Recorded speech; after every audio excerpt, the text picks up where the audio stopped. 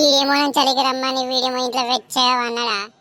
అమ్మ ఇంతసేపు అయితే నేను వచ్చి వాడైనా బయటికి వస్తలేడు. వాడికి ఫోన్ చేద్దామా. ఈ బంటి వాడు ఫోన్ లిఫ్ట్ చేస్తలేరు. పోయి వెళ్దామంటే అలా అమ్మ నన్ను ఇరగమరే రంపుతుంది. ఇంత పొద్దున వచ్చావని మళ్ళీ చేద్దామా ఆయనకి.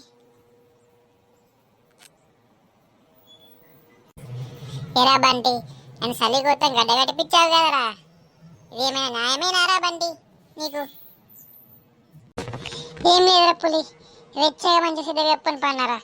ఏదో వైబైడ్ అవుతుంది ఇందిరా అని చూసే వరకు నీ ఫోను, అందుకే బయటికి వచ్చారా పులియా. చెప్పరా పులి.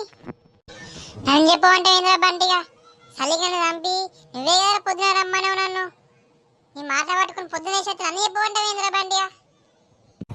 మర్చిపోయారా పులియా, నేనే కదా నేను పిలిచింది పొద్దున రమ్మని. మన చదువు ఎలాగో అయిపోయింది. ఏమైనా జాబ్ అంటే మనం ఎలాగో చెయ్యం కానీ వాడి కింద వీని కింద ఏమైనా బిజినెస్ స్టార్ట్ చేద్దామా, లేకపోతే ఏమైనా ఐడియాలు ఉన్నాయని చెప్తావని పిలిచాను రా పులిగా.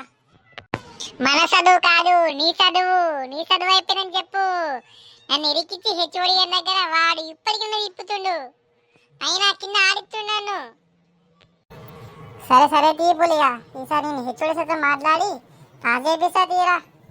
సరే తీ ఆ టాపిక్ పోని, వేరే మనం మాట్లాడదాం. అవురా, మన వాళ్ళు ఏమైనా ఫోన్ చేశారా నీకు? నాకైతే ఏం ఫోన్ చేయలేదురా, కాలేజ్ అయిపోయిన కానీ చెల్లి ఒక్కడు కూడా. నేనేమన్నా ఫోన్ చేశారా? మన రాజయానికి, ప్రజాయానికి, మన లడ్డు గానికి, మన సాయానికి ఫోన్ చేసి అడిగా ఏం చేస్తుండ్రా అంటే ఏం లేదురా ట్రైనింగ్కి వచ్చామరా హైదరాబాద్కి అని చెప్పారా. ఎంత ఎంతైందమ్మా ట్రైనింగ్కి ఫీ అంటే ఒక్కొక్కడు 1,50,000 అయ్యాయట్రా. మనమే ఇద్దరు ముఖాలు చూసుకుంటే ఇంట్లోనే ఉండిపోయాం. సరే పట్రా, తెల్లారవుతుంది. ఫోన్ చేస్తారు అమ్మ వాళ్ళు, తిడతారు మళ్ళీ. ఏదో జాయిన్ అని చెప్పొచ్చాను, ఇలా ముచ్చటైతే తెలిసా అనుకో చీరి పోగులేస్తారు ఇద్దరిని కలిసి. నడు నడు. అవునరా, నువ్వు చెప్పింది కూడా నిజమేరా. పొద్దున నేను లేచేది బయటికి వస్తుంటే మా అమ్మ ఇటు పోతున్నావురా అడిగిందిరా ఇంత పొద్దునే. ఏం లేదు మా అలా జాయిన్ చేసేస్తా అని చెప్పాను రా.